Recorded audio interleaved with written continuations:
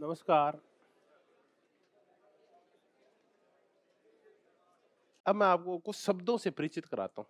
कई बार इनके ऊपर पूछ लिया जाता है। मुद्दा वही है अपना, राजनीति संस्कृति क्या है।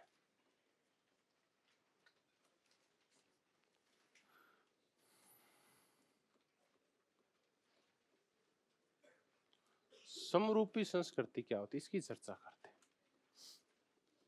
और दूसरी होती है असमरूपी।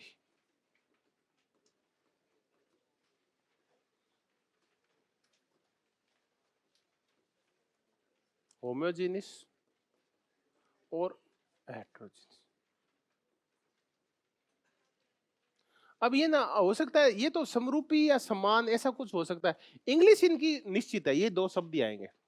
हिंदी में ना ये शब्द बदल सकते हैं, समरूपी को समान कह देंगे, कुछ और शब्द लिख देंगे इसकी जगह, टिपिकल शब्द को ढूंढ लाएंगे वो, क्योंकि इनको गूगल से करनी होती है, तो गूगल कोई भी अर्थ बता देता है इसका। तो होमोजेनिस और हेट्रोजेनिस, इनको देखते हैं ये कौन सी संस्कृतियां होती है। वो राजनीतिक संस्कृतियां जिन संस्कृतियों के लोगों के मूल्य, उनके दृष्टिकोण यानी एटीट्यूड्स, उनकी राजनीतिक चीजों को देखने का नजरिया, उनकी राजनीतिक मुद्दों के प्रति उनकी भावनाएं एक जैसी होती है, उनको हम कौन सी बोलते हैं, होमोजेनिस। अमेरिका के किसी भी व्यक्ति से पूछो कि भाई तू बता श्रेष्ठ व्यवस्था कौन सी है, तो वो ना, किसी से भी पूछ लो, वो आपको 50 गुण बता देगा उदार लोकतंत्र के। वो होती है होमोजेनिस, जहां लोगों के मूल्य, उनकी राजनीतिक घटनाओं के प्रति उनका नजरिया, उनकी भावनाएं, ये सारी एक जैसी होती है, उसको अपन समरूपी बोलते हैं। दूसरी होती है असमरूपी या हेट्रोजेनस या विखंडित टाइप की। यहां लोगों के विचार, मूल्य, एटीट्यूड, भावनाएं, नजरिया एक जैसा नहीं होता। पाकिस्तान में जाओ, उनसे पूछो कि बताओ कौन सी राज व्यवस्था श्रेष्ठ है, तो जो अंग्रेजी ना पढ़े लिखे लोग हैं, जो फॉरेन टूर लगाए आए हैं, और जो वहां के उच्च वर्ग के लोग हैं, वो कहेंगे सबसे अच्छा होता है उदार लोकतंत्र। फिर जो लोग ताकत पसंद करते हैं, वो कहेंगे कि हमने उसका राज देखा, फलां का देखा, तो हमें तो सैनिक, कुछ लोग सैनिक शासन को पसंद करने वाले मिल जाएंगे पाकिस्तान में। और कुछ लोग वो मिल जाएंगे कि धर्मतंत्र है ना सबसे अच्छा होता है। ऐसे कट्टर लोग भी मिल जाएंगे जो धर्मतंत्र को, थियोक्रेसी को ज्यादा अच्छा मानेंगे। वो कहता है कि धार्मिक राज, खलीफा टाइप का ऐसा राज होना चाहिए। तो देश वही है, लेकिन लोगों के राजनीति व्यवस्था के प्रति सोच के मूल्य क्या है, अलग अलग है। भारत कैसा है, समरूपी है असमरूपी है? असमरूपी है। अभी तक तो हम इस मुद्दे पे भी एक मत नहीं हुए हैं कि पंथ निरपेक्षता भी होनी चाहिए या नहीं होनी चाहिए। इस मुद्दे पे भी हम विखंडित हैं कि समाजवाद लाएं या पूंजीवाद लाएं, हम करें क्या। इस मुद्दे पे भी है कि जातियों की भूमिका को स्वीकार करें या, तो कुछ कहते जातियां अच्छी है, कुछ कहते जातियां बुरी है। धर्म की क्या भूमिका हो, हमें आज तक डिसाइड नहीं कर पाए हम। तो हम हेट्रोजेनस है, जिन एक ही मुद्दे के ऊपर हमारे मूल्य, भावनाएं, सोच क्या मिलती है, अलग अलग मिलती है। हम किसी मुद्दे को या तो धार्मिक आधार पे विभाजित करके अलग अलग हिसाब से उठाना शुरू कर देंगे, या उसका जातीय विभाजन कर लेंगे हम। किसी भी मुद्दे का, मुद्दा वो सार्वजनिक होगा लेकिन विभाजन उसका हम जातीय कर लेंगे। तो ऐसे देशों की, जो लगभग के थर्ड वर्ल्ड के जो देश है ना, उनकी राजनीतिक संस्कृति कैसी पाई जाती है, हेट्रोजेनिस पाई जाती है। धीरे धीरे जैसे जैसे हमारे यहाँ शिक्षा का प्रचार होता जा रहा है, वैसे वैसे तो हम, हो सकता आज नहीं तो 100 एक साल बाद तो हम क्या हो जाएंगे, होमोजेनियस हो जाएंगे। अभी नहीं है, अभी एक पहले वाली भी पीढ़ी है। आप पहले वाली पीढ़ी के पास जाओ तो उनसे तुलना करके पूछो, तो वो कहेंगे काय का लोकतंत्र है, इसे तो राजतंत्र ही ठीक था, न्याय हुआ करता था, चक्कर नहीं लगाने पड़ते थे, वो उसकी राजतंत्र की प्रशंसा करते हुए मिल जाएंगे। तो ऐसी संस्कृतियों को हम असमरूपी संस्कृति बोलते हैं। और ये संस्कृतियां आमतौर पे कौन से देशों में पाई जाती है, थर्ड वर्ल्ड के देशों में पाई जाती है। कुछ कम मात्रा में ये हेट्रोजेनस महाद्वीपीय यूरोपीय देशों में पाई जाती है, महाद्वीपीय यूरोपीय में भी ये पाई जाती है। ये कनाडा के अंदर, अमेरिका के अंदर, ऑस्ट्रेलिया के अंदर, न्यूजीलैंड के अंदर, ब्रिटेन के अंदर ये पाई जाती है। यूएस, यूके, एंग्लो अमेरिकन में ये ज्यादा पाई जाती है। कौन सी? समरूपी संस्कृति।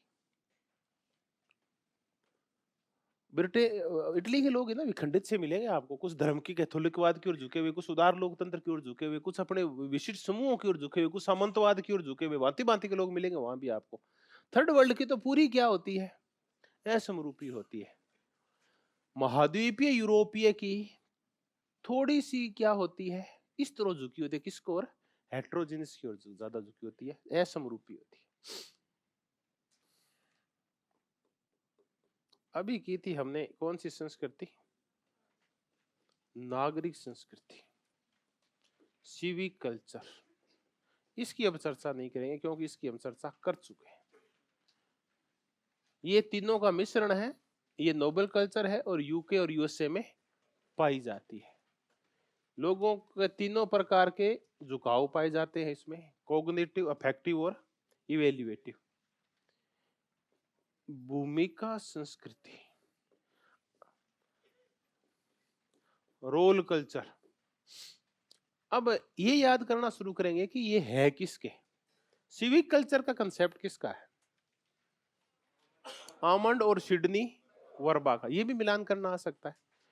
भूमिका कल्चर भी, ये भी कंसेप्ट है आमंड व सिडनी वर्बा का। आमंड व सिडनी वर्बा ये कहते हैं वो देश जिनमें कौन सी संस्कृतियां पाई जाती है? असमरूपी संस्कृतियां पाई जाती है। उन संस्कृतियों को वो कौन सी कल्चर बोलते हैं?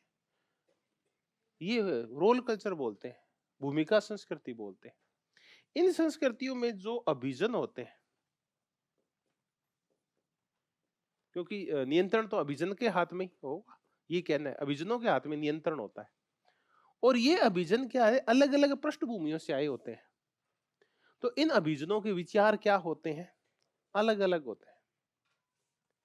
चलो अपने ना भारत की चर्चा करके देखते हैं कि समरूपी जो देश होते हैं उनके अभिजन होते हैं ना समरूपी, उन सब अभिजनों के विचार क्या होते हैं? एक जैसे होते हैं। अमेरिका में जो भी अभिजन नेतागिरी करते हैं ना, वो सब पूर्णतया उदार पूंजीवाद की ओर, उदार लोकतंत्र के झुके होते हैं, वो उद्योगपतियों के झुके होते हैं सारे के सारे। अब भारत में चलते हैं। भारत में आपको अलग अलग पृष्ठभूमि के आए हुए अभिजन मिलेंगे जो अलग अलग बातें करते हैं। आप इन अभिजनों को स्पष्ट पहचान लेंगे। आप एक अभिजन है, वो है मनमोहन सिंह।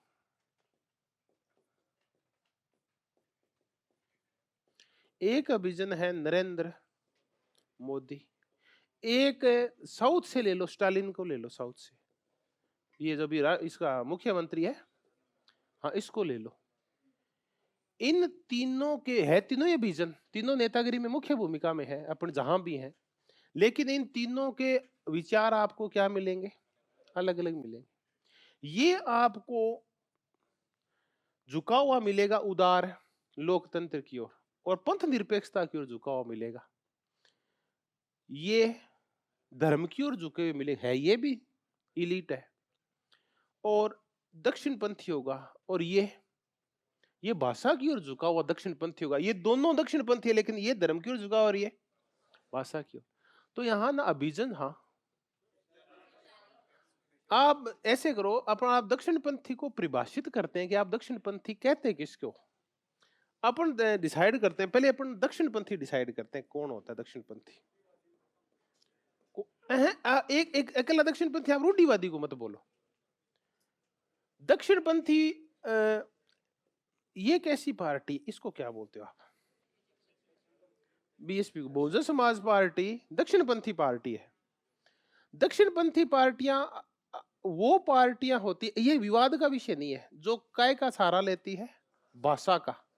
जो क्षेत्र का सहारा लेती है, जो धर्म का सहारा लेती है, जो जाति का सहारा लेती है, जो रंग का सहारा लेती है, जो नरजाति का सहारा लेती है, उनको अपन कौन सी पार्टी बोलेंगे?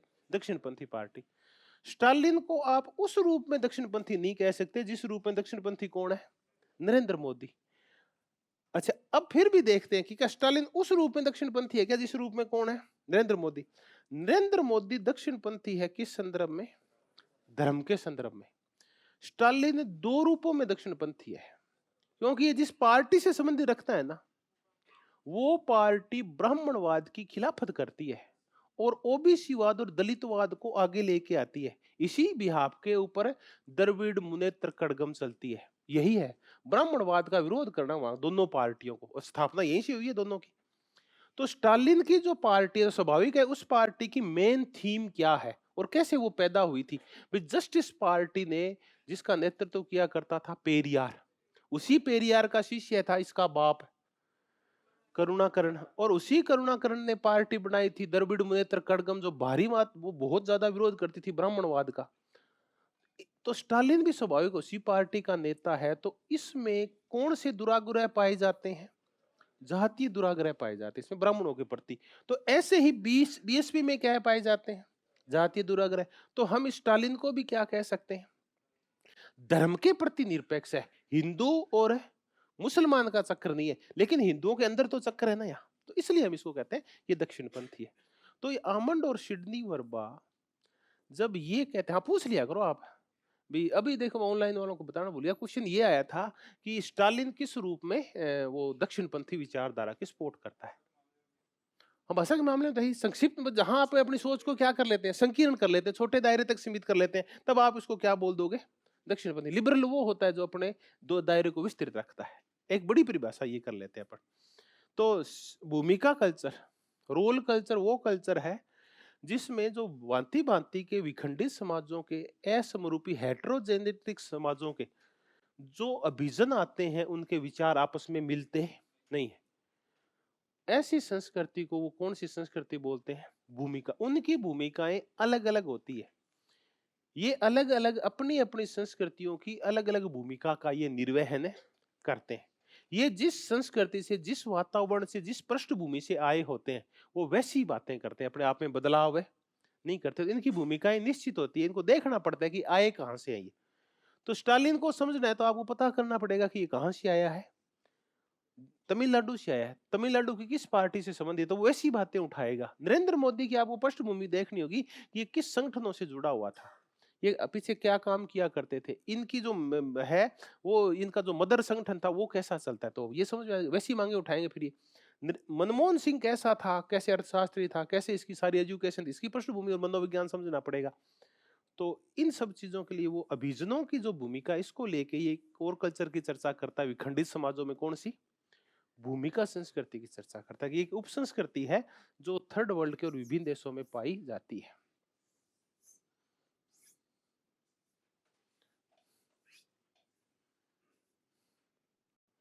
एक और चर्चा कर लेते हैं, स्वान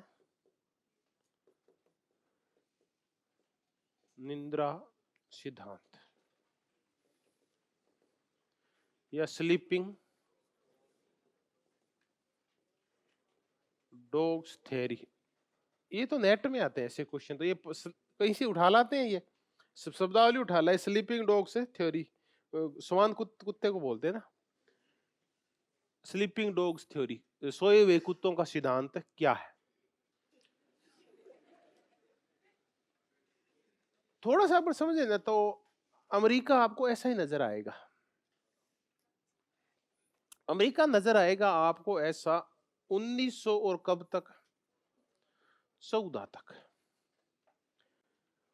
14 से पहले अमेरिका की वैश्विक लेवल पे कोई भागीदारी नहीं थी। अमेरिका में बोस्टन टी पार्टी को छोड़ के जो एक संकट आया था, उसके बाद कोई संकट भी देश में नहीं आया था। उदार लोकतंत्र आ गया था, देश अमीर हो गया था। तो जो कुछ हम प्राप्त करना चाह रहे थे, लिपसेट जैसे लोग शुरू में कह रहे थे, अमेरिका ने वो सब कुछ प्राप्त कर लिया। तो जब आप सब कुछ प्राप्त कर लेते हैं तो बताओ आप क्या करते हैं, आप निर्लिप्त हो जाते हैं। आप फिर सो जाते हैं कि अब हम सब कुछ प्राप्त कर लिया है। भागते तब है जब आपके क्या होता है, अभाव होता है या आप संकट है तो भागते हैं। अगर आप सब कुछ प्राप्त कर लेते हैं, संतुष्ट होकर सो जाते हैं। ये खा पी के कौन सो जाता है, कुत्ता सो जाता है। 1914 तक अमेरिका सोता रहा, फिर थोड़ा सा जागा और जाग कर उसने फर्स्ट वर्ल्ड वॉर में हिस्सा लिया। उससे पहले ना देखिए इतना शक्तिशाली देश था, लेकिन पूरे संसार को चलाते कौन थे? फ्रांस, ब्रिटेन, जर्मनी और ये 4-5 देश, हंगरी और ऑस्ट्रिया, ये 5 देश चलाया करते थे पूरे संसार को। और अमेरिका अटलांटिक के उस पार आराम से बैठा था। इतना शक्तिशाली देश था, कोई भूमिका नहीं निभाया करता था। लोग संतुष्ट थे अपने हिसाब से सारे, कुछ ज्यादा रुचि नहीं लिया करते थे अपने देश की राजनीति में और विदेश की राजनीति में। संविधान था एक बार रटा था, कब? जब अंग्रेजों से मुक्त हुए थे और नया नया बना था। फिर देखा कि अब संविधान में परिवर्तन हो गया है, 1700 और 91-92 में सारे अधिकार मिल गए हैं, अब कोई जरूरत भी नहीं है, अमीरी भी आ गई है, ठीक है। तो लोग राजनीतिक घटनाओं के प्रति निर्लिप्त थे, राजनीतिक वस्तुओं के प्रति, राजनीतिक व्यवस्था, इनपुट आउटपुट, इनके प्रति निर्लिप्त थे, सोए रहते थे। पहली बार थोड़े से कब जागे जब उस देश ने कहां भाग लिया?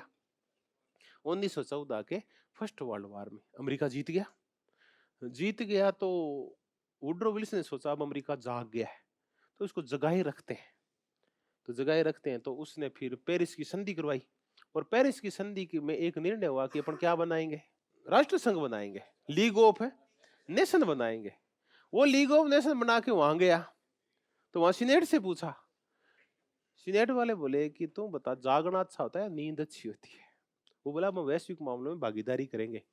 वो बोले अभी देश है ना सो रहा है, अपने निर्लिप्त, ठीक है, लोगों को आदत पड़ी हुई है कि वैश्विक मामलों से अपने को क्या रहना चाहिए? दूर रहना चाहिए। अपना देश ठीक है, अटलांटिक के इस पार है, अपने न कोई हमला करता है न कोई बात। तो वो कहते कोशिश कर लेते हैं, वो कोई कोशिश नहीं करनी, हम हार जाएंगे अगर हमने, सीनेट ने कहा, कौन सा प्रस्ताव पारित कर दिया? लीग ऑफ नेशन में शामिल होने का, क्योंकि वहां कोई भी अंतरराष्ट्रीय संधि और संगठन में शामिल होना चाहते हैं तो किससे पूछना पड़ता है? सीनेट से पूछना पड़ता है। सीनेट ने मना कर दिया तो यूएस से काय का नहीं मेंबर नहीं बना, लीग ऑफ नेशन का मेंबर नहीं बना, सो गया वापिस से। सब मामलों से निवृत्त हो गई, जनता वापिस हो गई, अपने नेताओं के प्रति क्या करें, ठीक है जो भी चला। 1930 में जागे फिर, जब क्या आई आर्थिक, तब अमेरिका के लोगों पर ऐसा भी होता है। तब सरकार से कहा क्या कर रहे हो? एफडी रूजवेल्ट से पूछा, भूख मर रहे हैं, तू क्या कर रहा है? कि तू तो सो रहे थे ना, अब जाग गए हैं, भूख मर रहे हैं अब। तब फिर आपको पता हुआ न्यू डील की पॉलिसी वगैरह आई, तब लोगों ने राजनीति में रुचि लेने शुरू की, और तब से अब तक लगातार लेते आ रहे। तो वो तब तक सोते रहे जब तक कि उस देश में संकट नहीं आया। पहले फिर वो आर्थिक मंदी का संकट आया, Franklin D Roosevelt new deal की पॉलिसीज लेके आया। फिर देखते ही देखते और ये वाला संकट आ गया, सेकंड वर्ल्ड वॉर का। सेकंड वर्ल्ड वॉर के संकट में फिर जापान ने पंगे ले लिए यूएसए से, और वो पर्ल हार्बर जलाया तो यूएसए भी कूद पड़ा, और फिर हमने परिणाम देखा, और उसके बाद भी शीत युद्ध चालू हो गया, और उसके बाद से लगातार वो सक्रिय भूमिका निभा रहे। तो अब वो जाग गए। तो कब जागे? जब उनके ऊपर संकट आए तब जागे। ये है कौन सा सिद्धांत? स्वानिंद्रा का सिद्धांत। एक इंगलहार्ट का और कर लेते यही, वो है साइलेंट रिवॉल्यूशन।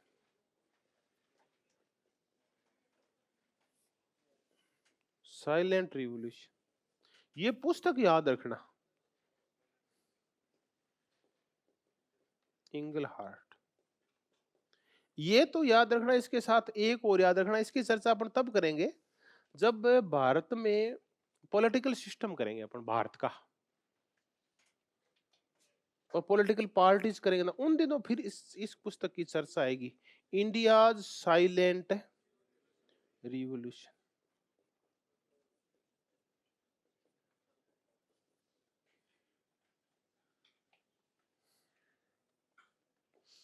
ये लिखा हुआ है, ये आपकी वो, मैं इसका लेडीज का नाम बोल रहा हूँ, फ्रैंकलिन, सॉरी,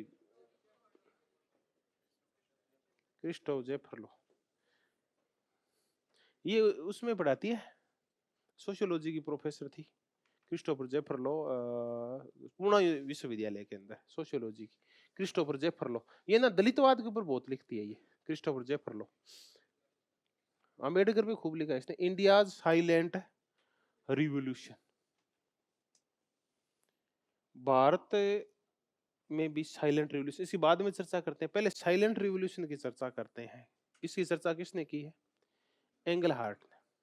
और ये कहता है कि 1970 का दशक आते आते और पश्चिमी यूरोप के अंदर एक साइलेंट रिवॉल्यूशन हुई, एक मौन क्रांति हुई। ये मौन क्रांति क्या पता ही नहीं चला कि कैसे हो गई है। क्रांतियां एक तो खूनी होती है, ये कौन सी क्रांति है? मौन क्रांति। 1970 तक आते आते पश्चिमी यूरोप के लोगों के भाव बदल गए 70 तक आते आते, और यहां पोस्ट मेटेरियलिज्म आ गया। पोस्ट मेटेरियलिज्म, उत्तर भौतिकवाद। उत्तर भौतिकवाद आ गया, पोस्ट मेटेरियलिज्म आ गया। अब देखते हैं इस उत्तर भौतिकवाद ने प्रभाव क्या डाला वहां की संस्कृति के ऊपर, वहां के लोगों की सोच और मूल्यों के ऊपर क्या प्रभाव डाला। हम तो इसकी चर्चा करें कि वहां की संस्कृति, पश्चिम यूरोप की संस्कृति के ऊपर क्या प्रभाव पड़ा जो उत्तर भौतिकतावाद आ गया। भौतिकतावाद आया, अपन 3 कंसेप्ट करते हैं तब ये समझ में आएगा। पहले था अध्यात्मवाद, कह लो अध्यात्मवाद, फिर आया धर्मवाद, फिर आया भौतिकतावाद, और फिर आया उत्तर भौतिकतावाद। ये 4 कंसेप्ट, अध्यात्मवाद, धर्मवाद, भौतिकतावाद और उत्तर भौतिकतावाद। प्लेटो के पास चलते हैं, और क्या आया है? अध्यात्मवाद या आत्मवाद कह लो, ये आया कि आत्मज्ञान ही सच्चा ज्ञान है, भौतिक चीजें नाशवान है, इसलिए सिर्फ छाया है, शेडो है और कुछ भी नहीं है। ये चला गया। फिर क्या आ गया? धर्मवाद, तर्क वर्ग चले गए, धर्म हुई हो गया, ये ज्यादा मुख्य है। धर्म का ज्ञान जरूरी है, आत्मज्ञान जरूरी नहीं है। और आत्मज्ञान का तात्पर्य धर्म ज्ञान कर दिया। ईसा मसीह की पूजा करना क्या है? वो है मेन आत्मज्ञान। और यहां आत्मज्ञान था तर्क करना, अच्छी चीजों का पता करना, नैतिक चीजों का पता करना, संसार का भला कैसे हो, हम ईमानदार कैसे हो, हमारी आत्मा शुद्ध कैसे हो, हम दूसरों का भला कैसे कर सके, हम कैसे अहिंसक करें। ये तो यहाँ था। यहाँ आते ही हर चीज की व्याख्या किसके अकॉर्डिंग होने लगी। यहाँ नैतिकता जरूरी नहीं है, बल्कि नैतिकता वो होगी जो धर्म डिसाइड करेगा। यहाँ नैतिकता व्यक्ति सोच के और तर्क से डिसाइड किया करता था, अच्छा क्या है बुरा क्या है। यहाँ धर्म डिसाइड करेगा। फिर क्या, धर्म को मारो गोली, हमें इससे मतलब नहीं है, हमें तो क्या चाहिए, भौतिक चीजें चाहिए। फिर भौतिकतावाद आया, इस कि ये एक जगत सत्य है, जिस जगत की ये कह रहे हैं धर्मवादी कि एक और धर्म है, ऊपर एक और लोक है, अपने को वहां जाना है, मुक्ति प्राप्त करनी है, ईसा मसीह मिलेगा, ये फलाना देव, ऐसा कुछ नहीं करना अपने को। अपने को तो कौन से सुख देखने, यही लोक ही लोक है। तो चीजों को भोग करना, शरीर के स्तर के ऊपर जीना, सुख यही है। तो ये मैकियावली से शुरू हुए, फिर भांति भांति की खोजें हुई, फिर उद्योगवाद आ गया। इन खोजों ने उद्योगवाद को प्रेरणा दी, वाणिज्यवाद को प्रेरणा दी, पैसे को प्रेरणा दी। तो पैसा, संपत्ति, भोग, भौतिक चीजें महत्वपूर्ण हो गई। तो क्या आ गया? भौतिकवाद।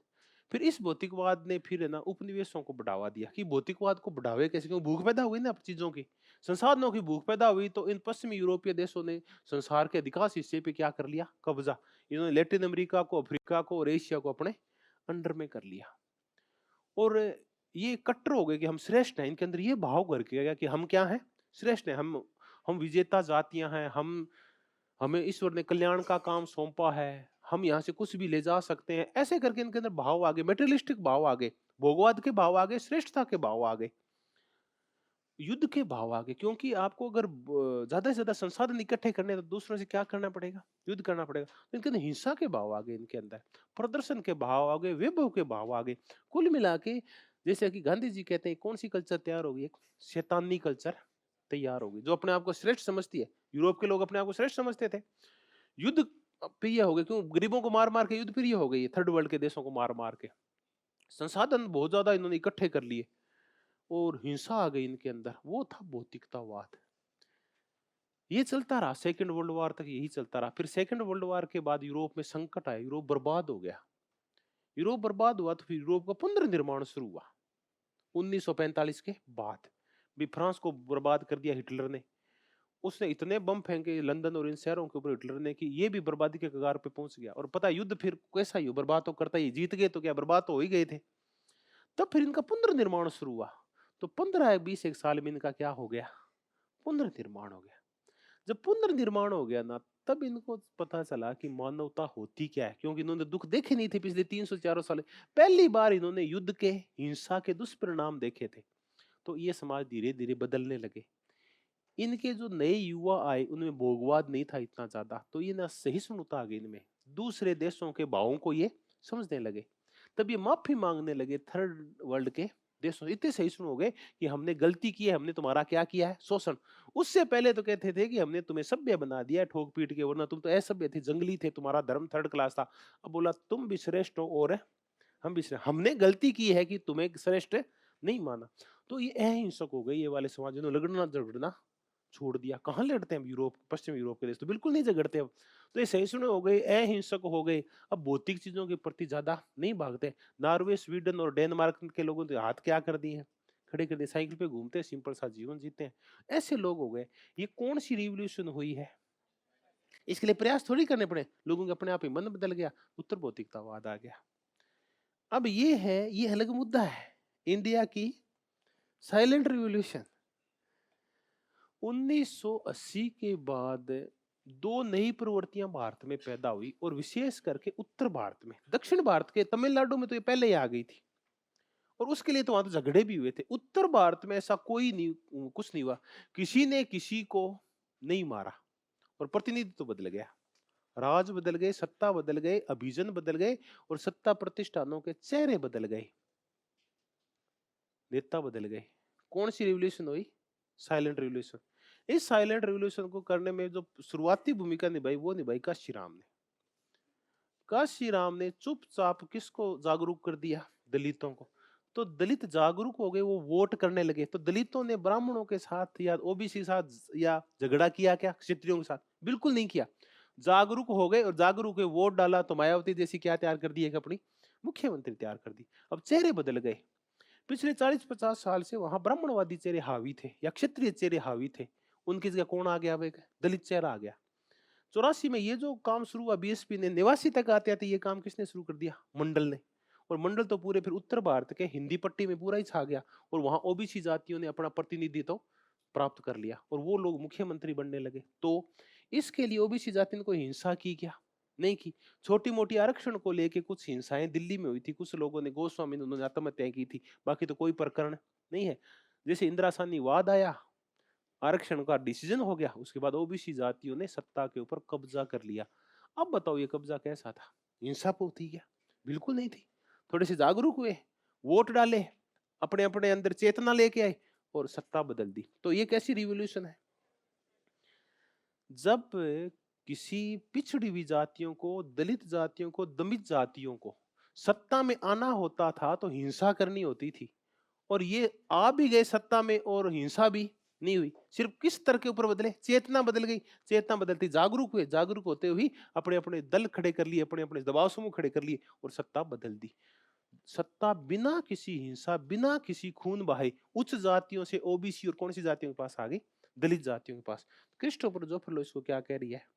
इंडिया की साइलेंट रिवॉल्यूशन है ये वाली। तो हमने चर्चा की समरूपी संस्कृति क्या होती है, और असमरूपी संस्कृति, नागरिक संस्कृति क्या होती है, भूमिका संस्कृति। समान निंद्रा का सिद्धांत किसका है? आमंड और बरोबा का। साइलेंट रिवॉल्यूशन एंगल हार्ट की है। इंडिया साइलेंट रूट जेफर नोट की। ये तो भारतीय राजनीतिक संस्कृति की विशेषता है कि कितना बड़ा परिवर्तन हो गया और पता भी नहीं चला। अब और शब्दावली बताओ कुछ और है, और दो बड़े मजेदार मुद्दे करते हैं। एक मैं आपको कराता हूं सोशल कैपिटल। सोशल कैपिटल, सामाजिक पूंजी। ये ना इतना ही आता है सीधा। सामाजिक पूंजी का कंसेप्ट किसका है? हमने शुरुआत में किया था कि रॉबर्ट पुटनम का है। रॉबर्ट पुटनम को अपन तब पढ़ा था जब अपन समुदायवाद कर रहे थे। रॉबर्ट पुटनम दरअसल यूएसए का है। इसकी एक पुस्तक है बॉलिंग अलोन, अकेले बॉलिंग करना, बॉलिंग अलोन। अब ये ना रॉबर्ट पुटनम जो बल दे रहा है, इसने जो अध्ययन किया है ना वो इटली का किया है, कि दक्षिण इटली का जो समाज है ना उसमें ना धर्म का तत्व हावी है, और इस धर्म के तत्व की हावी की वजह से ना वो लोग है ना चर्च जाते हैं, चर्च जाते हैं, आपस में उनमें बंधुत्व क्या है बहुत ही ज्यादा है उस धर्म की वजह से। ये बंधुत्व क्या करता है, उनको फिर अपने सामुदायिक कल्याण के लिए प्रेरित करता है ये बंधुत्व। तो वो ना राजनीति से ज्यादा अपेक्षा नहीं रखते, वो आपस में इतने बॉन्डिंग है उनके अंदर है कि वो अधिकांश कल्याण के काम क्या कर लेते हैं, खुद ही कर लेते हैं। तो वहां वो है ना इतना अमीर नहीं है जितना कि उत्तरी इटली है, लेकिन वो सुखी ज्यादा है। क्यों? क्योंकि उनके पास इकोनॉमिक कैपिटल नहीं है, बल्कि कौन सी है, सोशल कैपिटल ज्यादा है। तो कैपिटल दो प्रकार के थे, जो भोग पैदा करती है, शारीरिक सुख देती है, वो कौन सी होती है, इकोनॉमिक कैपिटल। दूसरी होती है सोशल कैपिटल। सोशल कैपिटल गांव में बहुत अच्छी पाई जाती है। वो गांव जो शहरों से दूर है, वो गांव जिनमें अभी भी भारी मात्रा में पाश्चात्य शिक्षा नहीं आई है या अंग्रेजी शिक्षा नहीं आई है, और जहां आज भी बहनें हैं वो इतनी खतरनाक है नहीं है, मैं कोई ऐसा नहीं करूंगा। वहां आज भी ना बॉन्डिंग बहुत ज्यादा है परिवारों के अंदर, हर एक सुख दुख में वो क्या होते हैं, शामिल होते हैं। उनको आनंद आता है। अभी शाम को आप बैठो, आप अब गीत गाओ, बड़े सारी लुगाइयां इकट्ठा हो गए। अब मुझे अच्छी तरह याद है कि मेरे गांव में जब ये त्योहार आता था, अब जो गेहूं काटेंगे तब आएगा, सिखों का त्योहार आएगा, लोहड़ी आएगी, लोहड़ी नहीं, बैसाखी आएगी। बैसाखी पे 50 लड़कियां निकलती थी घर से सिखों की, और बाकी हिंदुओं की लड़कियां भी उनके साथ हो जाती थी, और कोई खतरा नहीं था, सबकी बहनें थी, वो कोई दिक्कत नहीं थी, सब नाचती थी जाके अपना अपना खेतों में जाके, और वहां एक खुला सा मैदान था, खाली दोरिया बैठा, नाच कूद के छोरियां पाछे आ जाती। वो थी उनकी बॉन्डिंग। वो कौन सी कैपिटल थी, वो सोशल कैपिटल थी। अब क्या हो गया, उन घरों के अंदर संसाधन आ गए, पैसा आ गया है। अब वो क्या करती हैं, या तो मोबाइल के ऊपर खेलती हैं, या टीवी देखती हैं, और या कोई अखबार वगैरह पढ़ लेती होगी। तो अब उनकी जो आपसी बॉन्डिंग थी ना, जो उनके अंदर जो सोशल कैपिटल थी, वो क्या हो गई है, खत्म हो गई है। तो कैपिटल दो प्रकार की, एक मोबाइल सुख दे रहा है, एक वो 50 लड़कियां जब कूद वहां जाके और गिद्दा करके आती थी, वो सुख देता था। तो ये कहता है कि ये कैपिटल भी बड़ी क्या होती है, जरूरी होती है। ये कैपिटल तब जब अब नहीं आएगी समझ, अभी युवा है अपन, तो अपने नए माँ को समझते हैं, बाप को, बहन को, भाई को, समुदाय को। मैं मशीन बना हुआ हूं ना, ठीक है, तो इंतजार करते रहते हैं, मार पिताजी ऐड है भी यार, तो दिन को माथा करे कि हमारा तो टाइम ही कौन दिया है, मैं मशीन हूं मैं, ठीक है। हाँ हाँ सही है, तो इसमें क्या है, सही है, ये इसने कहा कि नोट छापने है भाई, तो मैंने कौन सी कैपिटल खो दी है, इसमें कोई बुरी बात थोड़ी है, चोरी थोड़ी कर रहा हूँ। या क्या हुआ, बताओ बताओ, बता दो, मैं भी आंसर लूंगा। कौन सी कैपिटल खो दी है, सोशल कैपिटल। सोशल कैपिटल तब तैयार होती है जब आप में क्या आता है, बंधुत्व आता है, जब आप सार्वजनिक मामलों में क्या हो जाते हैं, सक्रिय हो जाते हैं, और जब आप में वो सद्गुण आ जाते हैं जिन सद्गुणों की चर्चा अरस्तु किया करता था। कौन सी सद्गुण, नागरिक अरस्तुवादी सद्गुण का, और गणतंत्र आ जाता है आपके अंदर, तब आप कौन सी कैपिटल आ जाती है आपके यहाँ, सोशल कैपिटल आ जाती है। तो ये रॉबर्ट पुटनम की सोशल कैपिटल है। अब अपन चलते हैं एक और कैपिटल करते हैं, कैपिटल नहीं करते अपन, इस इधर बोर्दिये की चर्चा करते हैं, पियरे बोर्दिये। ये पियरे बोर्दिये नहीं करते, सारी कर लेंगे इसकी, पियरे बोर्दिये। पियरे बोर्दिये ना आप कई बार पढ़ोगे इसको, ये फ्रांस का है और बड़ा कोट होता है ये पियरे बोर्दिये। पियरे बोर्दिये ना कई प्रकार की कल्चर बताइए, मैं तो आपको इसमें कितनी करवाऊंगा, 3 ही करवाऊंगा। जो एक होती है सोशल कैपिटल, ये तो इसको तो हम समझ चुके हैं कि सोशल कैपिटल क्या होती है। हमारे जो आपसी बंधुत्व के भाव होते हैं, मोहल्ले के साथ, अपने परिवार के साथ, अपने गांव के साथ, जो हमारा जुड़ाव है, वो है सोशल कैपिटल, हमारे रिश्तेदारों के साथ जो जुड़ाव है। दूसरी होती है कल्चरल कैपिटल। थोड़ा सा दायरा विस्तृत कर लो, कल्चरल कह लो आप इसको, कल्चरल कैपिटल ये भी सुख देती है। इन्होंने मुझे वो पगड़ी बांधती थी, वो कौन सी कैपिटल थी बताओ, कल्चरल कैपिटल थी वो। आप अपनी भाषा बोलते हैं ना तो बड़ा आनंद आता है। अब आप ना ऐसे ना इंग्लिश में गाली दे दो, बास्टर्ड ये वो, हाँ, जो तो ये खुद की भाषा में गाली नहीं दे, आनंद सा नहीं आता ऐसे, है ना? तो वो कल्चर कैपिटल होती है। खुद के खान पान की जो कैपिटल है, खुद की परंपराओं के, हमारी जो परंपराएं हैं उनको जो करने से जो आनंद मिलता है, वो कौन सी कैपिटल होती है? कल्चरल कैपिटल है। ये कैपिटल भी धीरे धीरे कम होती जा रही है थर्ड वर्ल्ड के अंदर। क्यों? क्योंकि इस पर कौन सी कैपिटल हावी हो गई है? वेस्टर्न कैपिटल, कल्चर कैपिटल हावी हो गई है। तब फिर उसका विरोध कौन कर रहे हैं? ये अरब देश उसका विरोध कर रहे हैं। तब फिर क्लैश ऑफ क्या हो रहा है? सिविलाइजेशन हो रहा है। और तीसरी होती है सिंबॉलिक।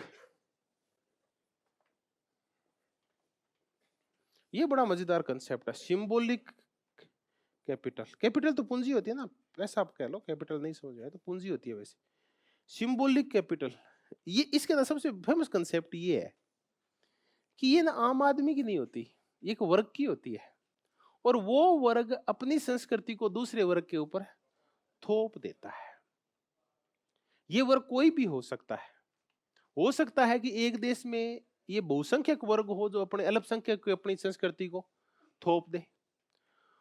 हो सकता है कि ये पैसे वाला वर्ग हो जो गरीबों पे अपनी संस्कृति को थोप दे। हो सकता है ये सामंत हो जो अपनी सोच को, अपनी संस्कृति को, अपनी भाषा को, अपने विचारों को किसानों पे थोप दे।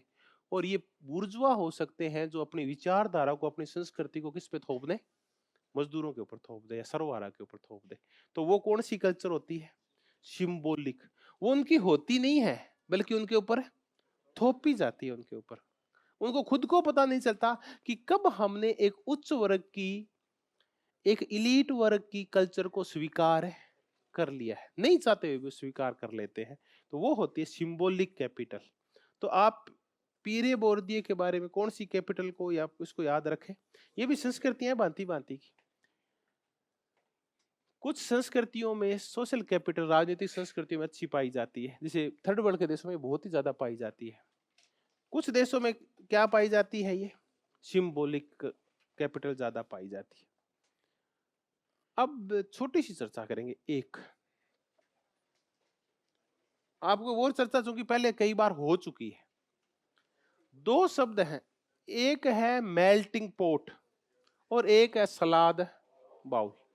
अब ये मेल्टिंग पोट है, इसको टी कर लेना। एक मेल्टिंग पोट मुझे पता है, कई जगह इंग्लिश वो कई जगह स्पेलिंग मिस्टेक है। एक जगह निम्न को भिन्न भी लिखा हुआ है, निम्न को भिन्न लिख दिया, आप मिल जाएगा आप पढ़ोगे तो मैं दो चीजें और बताता हूं। एक तो मेल्टिंग पोट की थ्योरी बताता हूं, मेल्टिंग पोट,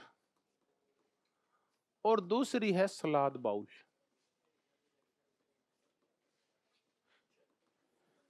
यूएस की संस्कृति के लिए ये कहा जाता है कि ये मेल्टिंग पोट है। अब इसकी कई बार व्याख्या अपन पहले भी कर चुके हैं। मेल्टिंग पोट की कौन सी होती है? मेल्टिंग पोट वो संस्कृति जो दूसरी आई हुई संस्कृतियों को या दूसरी संस्कृतियों को जो उसके संपर्क में आती है उसको अपने अंदर समाहित कर लेती है। वो होता है मेल्टिंग पोट, जो अन्य तत्वों को अपने अंदर समाहित कर लेता है। जैसे पानी है, पानी में आप चीनी डालोगे तो वो उसी रंग की हो जाएगी और पता ही नहीं चलेगा। नमक डालोगे तो वो भी पानी के कलर के साथ मिल जाएगा। वो होता है मेल्टिंग। आप ऐसा मान लो मेल्ट होकर चीजें आपस में मिल जाती है। तो मेल्टिंग पोट कल्चर है यूएसए की।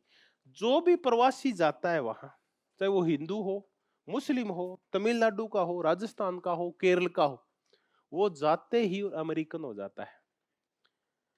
तमिलनाडु वाले आप देखेंगे जब भी दिल्ली आएंगे ना तो अपनी संस्कृति को बचा के रखेंगे। वो धोती सी बांधेंगे, वो सीधी चादर सी बांधते हैं, लुंगी।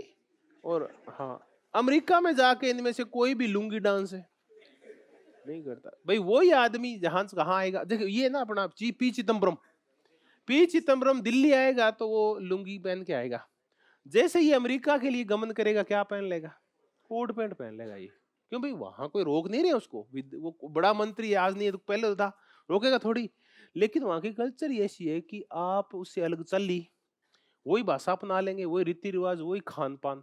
वही थेपड़ी सीधे खान ला जो रोटी बनानी छोड़ देगा। वो थेपड़ी को क्या बोलते हैं? पिज्जा नहीं, वो दो दो बीच है, पिज्जा नहीं होता थेपड़ी। वो ऐसा सही आता ना, बर्गर है, बर्गर खाने लगते हो आप, है ना? तो